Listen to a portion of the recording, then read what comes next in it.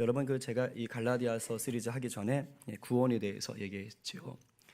첫 시간에 제가 구원에 대해서 얘기할 때 무엇보다 중요한 게 있는데 그것은 예수 체험이다라고 말씀을 드렸습니다. 혹시 기억하십니까? 예수 체험이 뭐라 그랬지요?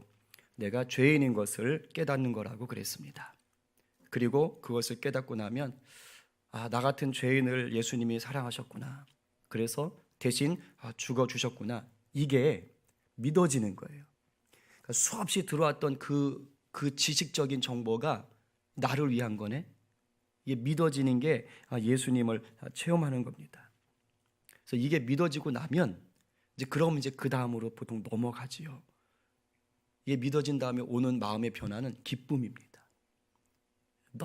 너무 감사해서 마음 평안이 넘치고 기쁨이 넘치고 소위 성령 충만한 상태가 되는 것이죠. 그러면 정말 생각이 바뀌고 말이 바뀌고 행동이 바뀌어요. 물론 유효기간이 다 달라서 그렇지 일단은 변화가 있습니다. 어떤 사람은 정말 180도 확 바뀌기도 하고 어떤 사람은 이렇게 좀 조금 바뀐 것 같아요. 근데 확 바뀌든 조금씩 바뀌든 간에 신앙적으로 이렇게 보통 공통적으로 드러나는 현상이 있는데 제가 보니까 그게 일단 그 전보다는 예배 드리는 것을 좋아해요. 다 경험하셨잖아요. 그리고 막 말씀이 갑자기 재밌어지는 거예요. 레위기가 재밌다는 거예요. 글쎄 마태복음 1장이 재밌대요. 미친 거 아니에요? 그 족보 나오는데 근데 은혜가 부어지면 그런 현상이 벌어지죠. 물론 기간이 되게 짧지만 또 그런 은혜가 있어요. 그리고 성경을 배우고 싶어져요. 그래서 성경 공부한다더라 그러면 막 신청하고 그래요. 그런 은혜가 있어요. 그 다음에 평상시 안 하던 봉사를 하고 싶어져요. 신기하죠? 이게 이제 성령님이 만져주시는 은혜인 거예요. 이게 참 감사하고 좋은 현상입니다. 그런데 늘 우리 가운데 이런 연약함이 있는 게 뭐냐면 이 성령이 충만해서 시작한 이 열정과 도전이 계속 지속되기가 어려워요. 한결같기가 어려운 겁니다. 보통 두 가지 경우로 우리가 무너져요. 첫 번째의 경우는 뭐냐면 그냥 세상적인 유혹, 이전에 즐기던 것에 그냥 다시 빠져버리는 겁니다. 그것에서 헤어나오지 못하는 거예요. 그러니까 성령 체험이 잠깐으로 끝난 거죠. 그래서 그냥 세상으로 다시 헷가닥 넘어가 버리는 거예요. 막 불처럼 타올랐다가 얼음처럼 아주 차가워지는 것입니다. 정말 그런 친구들이 있더라고요. 막 청년 때 보니까 성령 체험을 하고 한 1년 정도 난리가 나요. 그런데 그 다음에 안 보여. 정말 그런 친구들이 있어요. 언제 믿었냐는 듯이 이 교회를 떠나서 아주 긴 방학에 들어가는 분들이 생깁니다. 오늘 본문에서 나누려고 하는 건 이 경우는 아니에요. 왜냐하면 여러분들은 지금 이 교회 나와 계시잖아요. 그죠? 오늘 본문을 통해서 나누려고 하는 건 이렇게 여전히 교회에 나오시는 상황일 때 그런데도 불구하고 이 성령 충만이 식어지고 열정과 도전이 말라버린 경우가 있더라 이 말이에요. 그게 오늘 본문에 비춰볼 때 어떤 경우냐? 율법주의에 빠지는 겁니다. 율법주의라는 늪 속에 깊이 빠져드는 거예요. 저 역시 이 율법주의의 늪에 아주 깊이 빠졌던 적이 있었습니다. 제가 30대 설교를 준비하면서 돌아보니까 한 30대 초반까지 제가 이곳 광주에 올라오기 전까지 20대 중반부터 좀 이렇게 율법주의 늪에 깊이 빠졌었던 것 같아요. 제가 성령 체험 여러 번 했지만 20대 중반에 정말 강력하게 한번 체험을 했죠. 그러면서 인생의 터닝 포인트가 생겼습니다. 정말 확 바뀌게 되더라고요. 주님을 위해서 내 인생을 다 드리겠다 이런 결단을 하게 됐어요. 물론 저는 모태신앙이기 때문에 그전에도 열심히 교회 생활은 했더랬습니다. 소위 교회 오빠였죠. 그러나 제가 20대 중반에 성령 체험을 강력하게 한 이유는 더 달라진 거예요. 정말 더 달라졌어요. 신앙적인 변화가 더 집중해서 나타나기 시작했습니다. 제일 먼저 나타난 게 뭐냐면 성경 공부를 굉장히 열심히 하기 시작했어요. 제가 워낙에 성경 텍스트를 좋아하다 보니까 말씀에 깊이 파고들기 시작하고 제자 훈련을 비롯한 이제 교회에서 열리는 제가 다니는 모교회는 꽤 컸습니다. 한 4,000명 정도 모이던 곳이니까 그리고 교육이 굉장히 잘 돼 있던 교회였어요. 그러니까 이것저것 모임들이 많고 훈련이 많았습니다. 그래서 막 그런 훈련들을 막 받기 시작하는 거예요. 막 목사님 쫄라가지고 특별 제자 훈련 해주세요. 막 이런 식으로도 하고. 그리고 이제 또 90년 초부터 시작하던 찬양팀을 계속 하면서 다시 리빌딩을 하는데 찬양 인도자가 돼서 정말 열심히 봉사했어요. 찬양 팀원들만 막 부흥하기 시작하는데 거의 50명 가까이 되는 거예요. 찬양팀 하겠다고 온 애들이. 막 그리고 이제 대학교 회장도 하고 청년도 회장도 하는 거예요. 막 그런 거 하면서 막 청년들 모임을 만드는 거예요. 막 청년들만의 금요 모임, 청년들만의 주일밤 모임. 그래서 막 또 기도에 모여가지고 막 정말 뜨겁게 기도하고 막 중직자들 다 놀라고 막 이게 무슨 소리냐 도대체. 막 그렇게 막 힘을 썼어요. 막 방학만 되면 방학 한 달 동안 그 유치부부터 고등부까지 모든 수련회를 다 쫓아다녔어요. 그래서 율동 전문 담당 교사, 뭐 찬양팀 담당 교사 열심히 봉사를 해드렸습니다. 정말 열심히 살았죠. 그런데 제가 그렇게 성령 충만해서 그런 것들로 시작하고 그렇게 막 해갈수록 이상한 현상이 생겼어요. 제 귀에, 제 마음에 자꾸 이런 소리들이 자리 잡기 시작하는 거예요. 야, 이럴 땐 이렇게 해야 돼. 그런 건 하면 안 돼. 믿음을 키우기 위해서는 이런 방식을 택해야 돼. 하나님은 이렇게 하셔야 기뻐하셔. 이런 소리들이 자꾸 들어와서 새겨지는 거예요. 근데 여기까지는 좋았어요. 그래도 초점이 하나님이니까. 근데 제가 교회 활동을 더 열심히 하고 교회 어른들이나 교육자들에게 막 인정을 받으면 받을수록 제 안에 또 다른 말들이 새겨지기 시작하는 겁니다. 그렇게 하면 목사님이 싫어하죠. 그렇게 하면 장로님들이 안 좋아해. 우리 목사님은 이런 걸 좋아해. 우리 교회는 이런 건 절대 안 돼. 우리 교회 스타일은 이런 거야. 무섭더라고요. 제가 나중에 깨달았어요. 내가 예수님을 위해서 신앙생활을 하는 건지 목사님을 위해서 신앙생활을 하는 건지 모르겠다. 정말 어느새 제 마음과 제 손에 들린 수첩에는 해야 할 것과 하지 말아야 될 것이 빼곡하게 들어서 있는 거예요. 나중에는 이 기준에 따라서 교회를, 그 여러 명의 교육자들을, 또 중직자들을, 또 나의 동역자들을 판단하고 때로는 제 마음대로 칭찬하기도 하고 점수를 매기기도 하고 정죄를 하고 있었어요. 무서운 죄죠. 무서운 죄죠. 율법주의에 빠져드니까 이렇게 교만해지고 또 무지해졌습니다. 그러니까 처음에는 하나님께서 좋아하는 것, 싫어하는 것들로 비교적 좋게 나갔다가 나중엔 그게 사람에게로, 어떤 조직에게로 초점이 바뀌어가더라 이거예요. 그러면서 어느 순간 사람 눈치 보고 조직의 눈치를 보고 있었어요. 그리고 육적인 것을 쫓기 시작하는 거예요. 분위기에서 오는 어떤 만족이나 기쁨을 쫓아다녔습니다. 어떤 모임에 모여야 될 사람들이 잘 모여주고 목적했던 일들이 성공적으로 끝나면 그냥 그걸로 땡큐예요. 그게 좋은 거예요. 막 사람들이 모였는데 그래도 신앙적인 얘기를 좀 하고 있고 뭔가 분위기가 좀 달달하고, 그죠? 눈물도 이렇게 좀 찔끔찔끔 흘려주는 것 같고, 이러면 그냥 막 다 성령 충만해 보이는 거예요. 이제 그러면 제 안에 무슨 생각이 오냐면 내 할 일 다 했다. 잘했어 진철이, 너 수고했어. 이러고 있는 거예요. 정말 주님을 향한 열심, 교회를 향한 열심은 대단했어요. 그런데 돌이켜 보니까 정작 제 안에 있어야 할 주님과의 친밀함은 없었습니다. 성령님의 통치 안에서 겸손이 거하지는 못하고 있더라는 거예요. 그냥 책임과 성실, 의무와 뭐뭐 해야 되는 당위 속에서만 열심히 살아갔던 겁니다. 성령 충만을 체험하며 의욕적으로 시작한 신앙생활이 아쉽게도 너무도 짧은 시간 안에 변질되고 말았어요.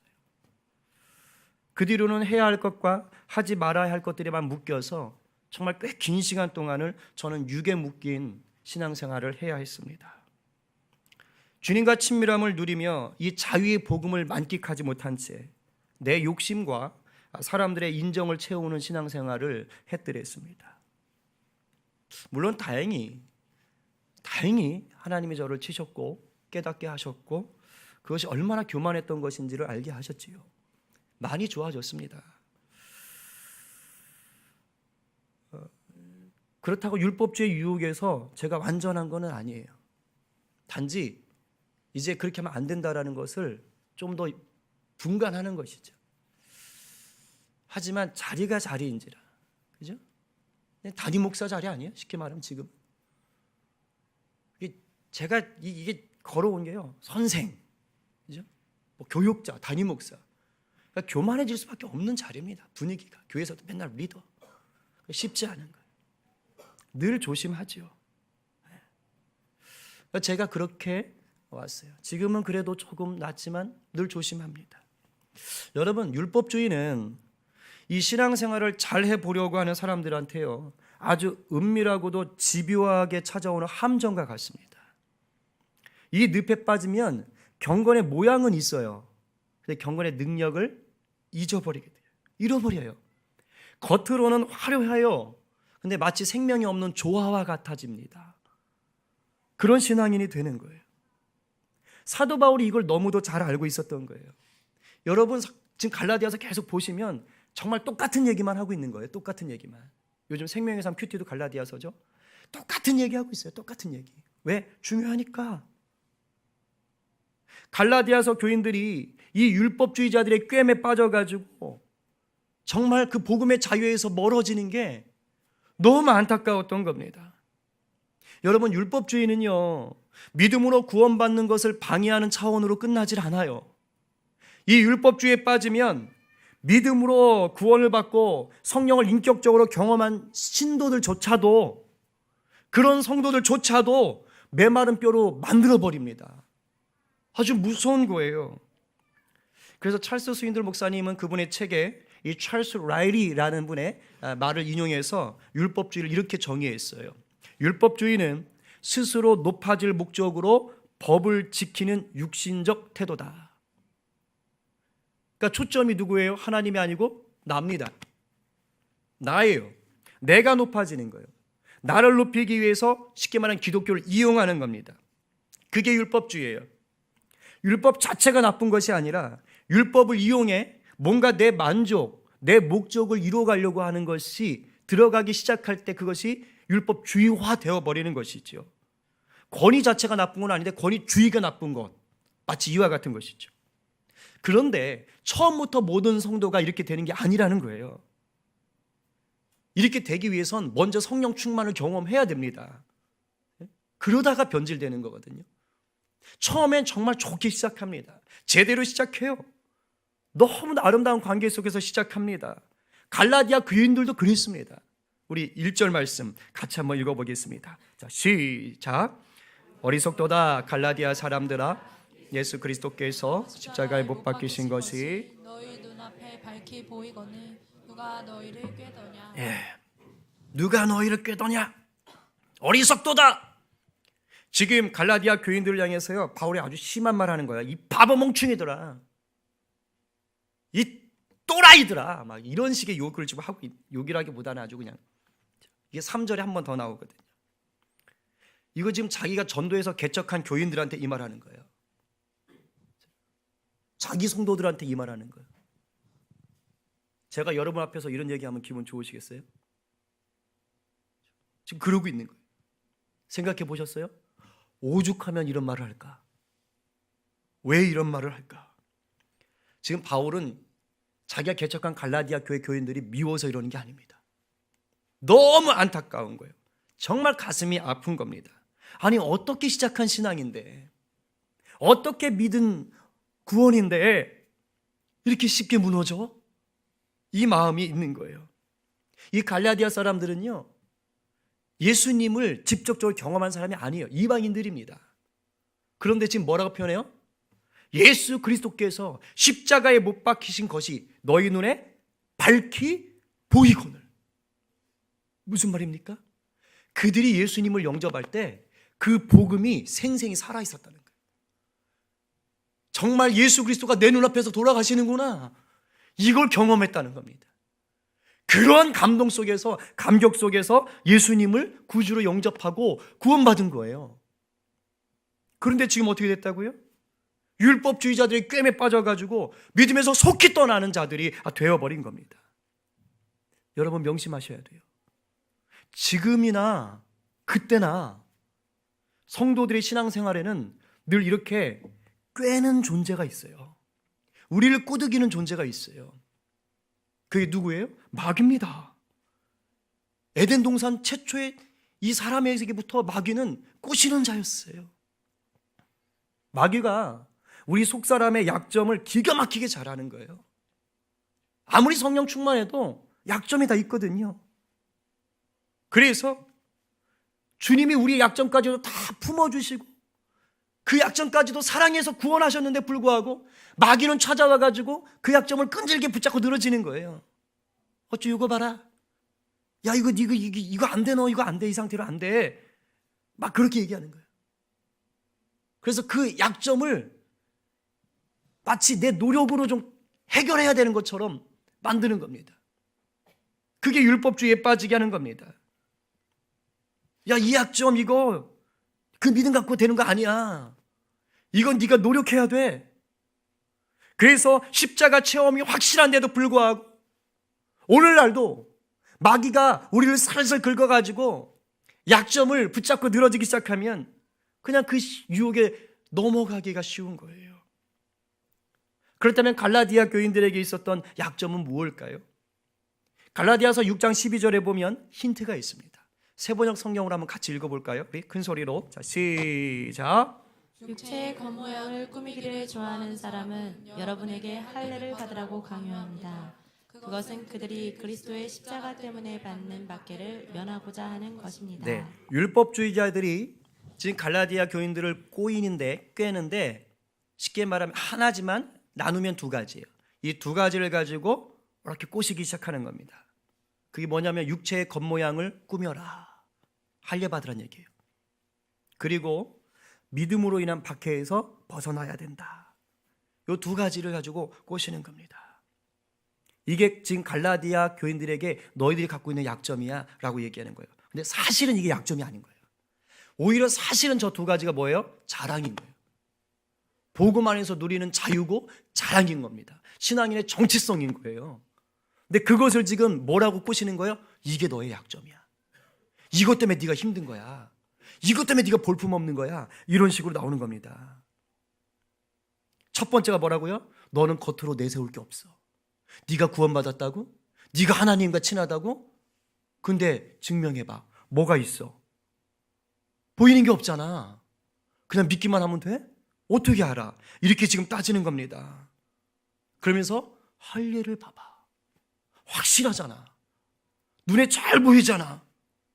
이렇게 할례를 받고 그 다음부터 율법을 하나하나 지키는 거야. 몇백 개가 넘는 그 율법을 하나하나 지켜가면서 네가 그 숫자를 늘려가란 말이야. 그게 바로 구원을 증명하는 거지. 그게 네가 하나님과 친하다는 것을 증명하는 거지. 지금 이렇게 얘기하고 있는 거예요. 믿음으로만 무슨 구원? 뭐가 보여야지. 증명해봐. 넌 겉으로 보이는 게 없어. 그게 약점이라고. 이렇게 나온 겁니다. 얼마나 그럴듯해요. 얼마나 그럴듯해요. 요즘으로 말하면 이렇게 집착하는 겁니다.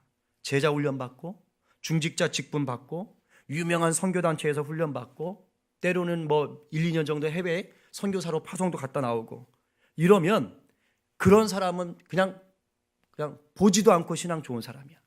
적어도 이 정도는 해야 돼가 하나님과 친밀한 사람이 될 수 있어 라고 생각하기 시작하고 그렇게 여기기 시작하면 요게 이제 빠져드는 거예요. 요게 믿음만으로 안 되는구나 라고 생각하는 겁니다. 물론 이게 나쁘다는 것은 아니에요. 이런 훈련이나 이런 직분들은 정말 이것을 온전히 누리기만 하면 신앙 성숙에 큰 도움이 됩니다. 그것을 위해서 주님께서 하나님의 사람들 통해서 만들어 놓은 과정들이에요. 이런 것들을 제대로 거치면 주님의 용사가 될 수 있어요. 하지만 명심하십시오. 이러한 것들이요 구원을 증명하는 또 하나님과의 친밀함을 증명하는 증거물은 아닙니다.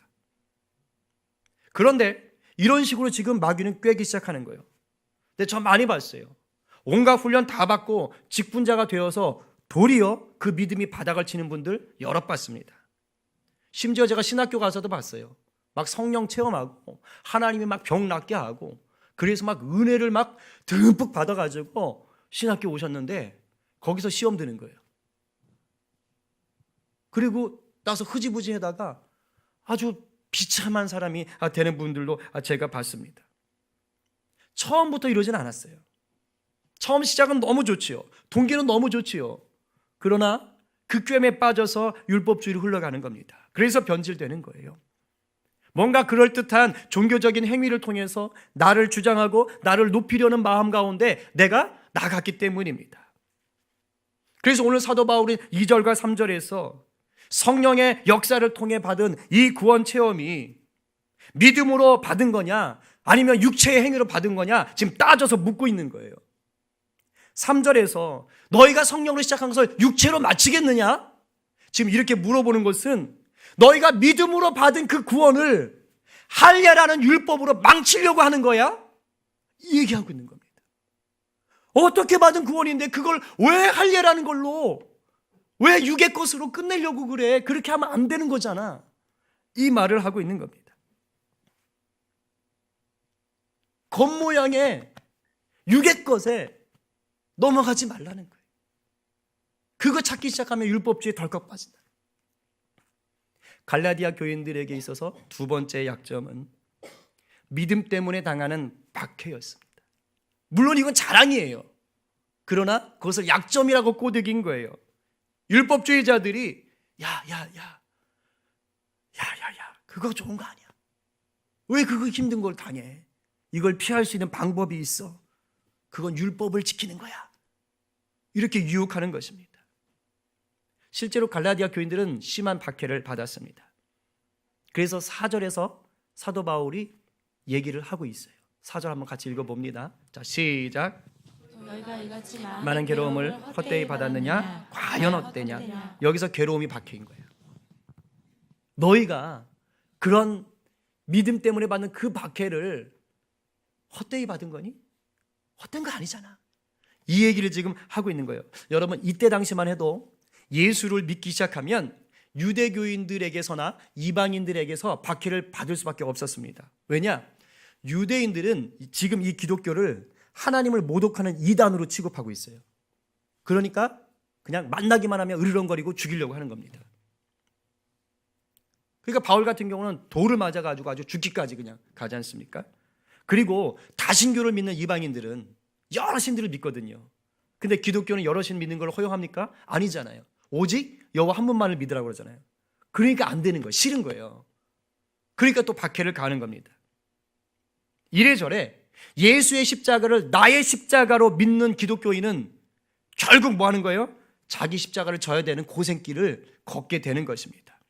그래서 사도 바울이 이것을 알고 핍박당하고 박해받고 고난당하는 갈라디아 교인들을 위로한 것이 바로 사도행전 14장 21절 22절인 거예요. 같이 한번 읽어보겠습니다. 시작.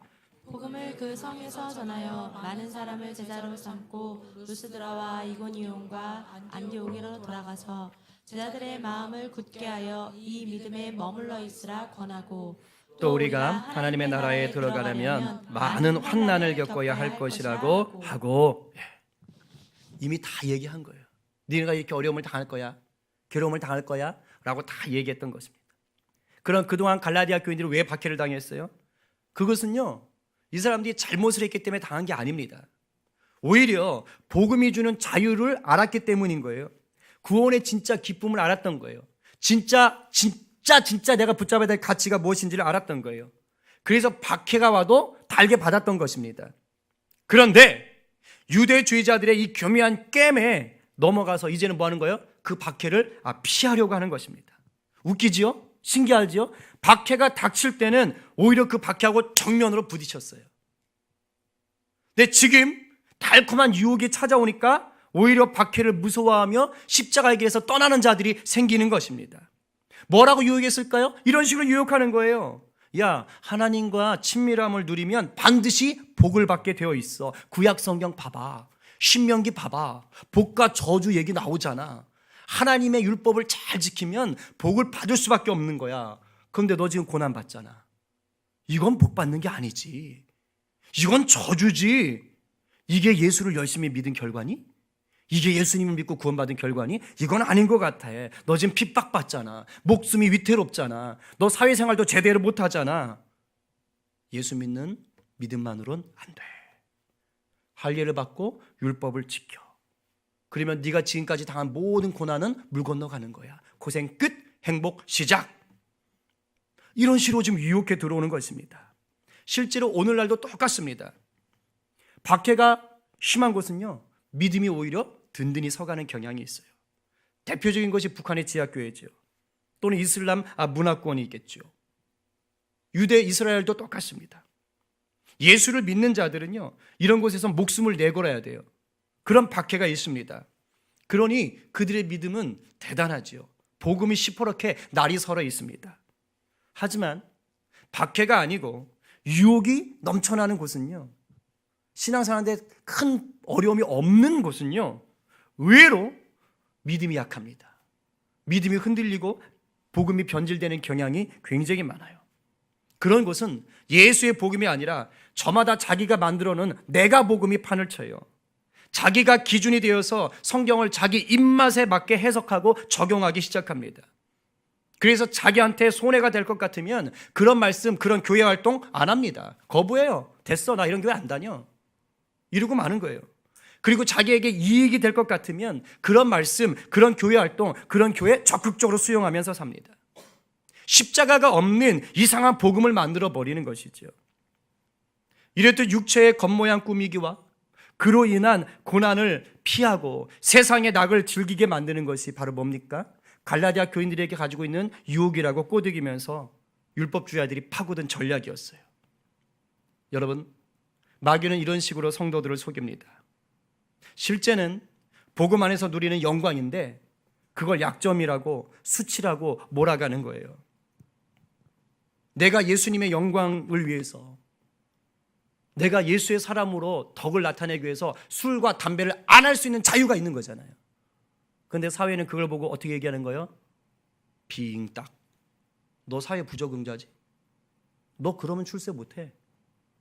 이런 식으로 몰아가는 것입니다.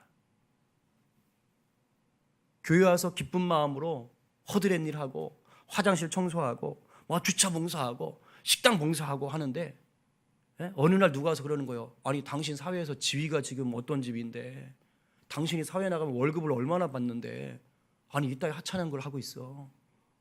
이거 저 다른 사람들 시켜. 쪽팔리잖아. 이런 식의 꾀임이 들어오기 시작하는 겁니다. 정신 바짝 차려야 되는 것입니다. 우리 모두가 이런 마귀의 게임에 속지 않는 그런 지혜롭고 강한 용사 되기를 간절히 축원합니다. 이제 바울은 5절에 가서 갈라디아 교인들에게 그 교회 위에 역사하는 성령의 능력이 과연 율법의 행위로 나타난 것인지 아니면 복음을 듣고 믿음으로 행했기 때문에 나타난 것인지를 묻고 있어요. 5절 말씀 마지막 한번 읽어봅니다. 다 함께 시작. 너희에게 성령을 주시고 너희 가운데서 능력을 행하시는 이의 일에 율법의 행위에서냐 혹은 듣고 믿음에서냐. 네, 저기 노란색으로 표시되어 있죠. 성령을 주시고 그 다음에 능력을 행하시는 이라고 할 때 요 주시다, 주다 하고 행하다가요 과거형이 아니에요. 옛날에 너희가 예수 믿었을 때 받았던 그 성령을 지금 얘기하는 것이 아니라 성령으로 시작된 그 성령이 지금도 헬라어 원어를 찾아보면 현재형입니다. 현재 분사예요. 지금까지 성령이 너희 가운데 일을 하시고 계신다. 그런데 그 역사가 니들이 율법의 행위를 지켜서 지금 나타나는 것이냐? 아니면 복음을 듣고 믿음으로 행했기 때문에 나타나는 것이냐라고 다시 한번 되묻고 있는 것입니다. 여러분, 오늘 본문 5절밖에 안 돼요. 그리고 갈라디아 전체를 보면 약간 생뚱맞은 본문이에요. 왜냐하면 갑자기 한 번도 나오지 않던 성령이 3번이나 나와요. 3번이나 나옵니다. 사실은 그 자리에 성령 대신 구원이라는 단어가 들어가면 되는 겁니다. 믿음으로 구원받는다 해서 구원이 들어가면 되는 거예요. 그런데 사도 바울은 지금 일부러 이 구원이란 단어 대신에 성령이란 말을 집어넣습니다. 왜일까요? 그것은 지금 사도 바울이 이걸 정리해 주고 싶은 거예요. 너의 주인이 누구냐? 성령을 받고 성령으로 시작하고 성령의 능력을 누린다라는 말은 뭘까요? 곧 성령의 지배를 받고 있다 이 말입니다. 반대로 율법주의에 빠진다는 것은 뭡니까? 나를 높이고 나를 주장하고 그것을 위해서 하나님을 이용하는 거예요. 내가 내 주인이 되어 있는 상태가 율법주의인 것입니다. 사도 바울은 지금 이걸 대조하고 싶은 거예요. 그렇습니다. 성령님께 순종하는 믿음이 없이는 결코 하나님을 기쁘시게 할 수 없습니다. 우리 신앙생활은 성령으로 시작해서 성령으로 마칠 때만이 참된 복을 누릴 수가 있습니다. 이 복은 나를 죽이고 성령님께 순종할 때만 누릴 수가 있습니다. 이게 바로 사도 바울이 얘기하고 있는 믿음인 것이에요. 구원의 믿음, 신앙생활을 하게 만드는 믿음인 것입니다. 이 믿음이 있어야지만이 율법주의에 빠지지 않고 우리가 정말 행복한 신앙생활을 할 수가 있습니다. 이 믿음이 있어야지만이 교회생활하고 신앙생활할 때 사람을 주인 만들지 않는 거예요. 이 믿음만이 예수님을 교회의 주인으로 높여드릴 수가 있는 것입니다. 여러분, 우리는 그 누구도 완전할 수 없어요. 저도 똑같아요. 저마다 다 약점이 있습니다. 예외 있는 사람 없어요. 아무리 똑똑해도 사회적 지위가 대단해도 하나님 앞에서는 다 약점이 있습니다. 그런데 이런 약점을 성령님께서 다루시도록 내어드리지 못하면 어떻게 되느냐? 문제가 생겨요. 그 약점들을 내 의로, 내 기술로 자꾸 해결해 보려고 하면, 그러면 내 신앙도 문제지만 교회에도 문제가 생기고 공동체 잡음이 생깁니다. 성령님과의 친밀함을 놓친 채 인간적인 노력들로만 부흥을 꿈꾸기 시작하는 것입니다. 결과는 어떻게 될까요? 부흥보다는 불평과 불화와 분열만이 생깁니다. 마귀의 깸에 넘어갔기 때문이에요. 오늘 이 편지는 교회 공동체에게 보내는 편지입니다. 개인에게 보내는 편지이기 이전에 공동체를 향한 편지예요. 교회를 향한 편지입니다. 그렇다면 오늘 이 말씀을 받는 우리 성림교회 성림 공동체의 모습은 어떻습니까? 성령으로 시작했다가 육체로 마치려고 하는 것은 아닌지요? 성령의 능력을 자꾸 우리의 행위로 만들어내려고 몸부림치고 있지는 않은지요? 제가 이 말씀을 준비하다가 제가 그런 것을 조장하는 목사가 될까 봐 너무너무 두려웠어요. 성도들을 율법주의라는 늪에 빠지게 만드는 목사가 될까 봐 정말 두렵더라고요. 제가 이런 잘못을 경험했었기 때문에 이런 교회 만들고 싶지 않아서 제 딴에 계속해서 끊임없이 주장하고 여러분에게 강권하는 것이 제발 말씀과 기도 가운데 붙들립시다, 이겁니다. 그래야 그나마 우리가 성령님과 친밀함을 누릴 수 있는 길이 있기 때문이에요. 성령님과 친밀함을 누려야만 율법주의에 빠지지 않을 수 있거든요. 여러분, 성령과 친밀함을 누려도요, 우리 앞에는 뭐뭐 해라, 뭐뭐 하지 마라가 놓일까요? 놓이지 않을까요? 놓입니다. 없어지는 게 아니에요.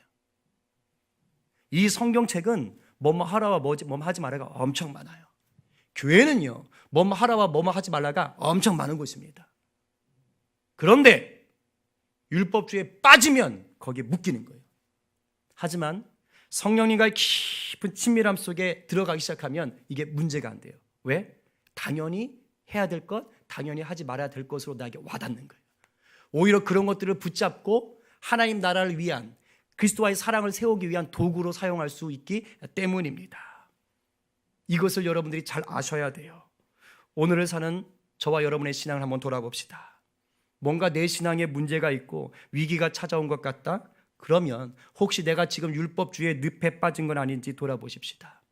해야 할 것과 하지 말아야 될 것, 사람의 눈에 집중하고 있는 것은 아닌지 한번 돌아봅시다. 성령님과의 친밀함을 놓치고 있는 것은 아닌지 돌아봅시다. 그리고 우리 교회의 영적인 분위기를 점검해 보십시다. 과연 우리 교회는 성령님께서 운행하고 계신가? 그런 것 같지 않다면 오늘 이 바울의 심정으로 우리가 함께 하나님의 은혜를 구하고 성령의 충만함을 구하시기를 간절히 축원합니다.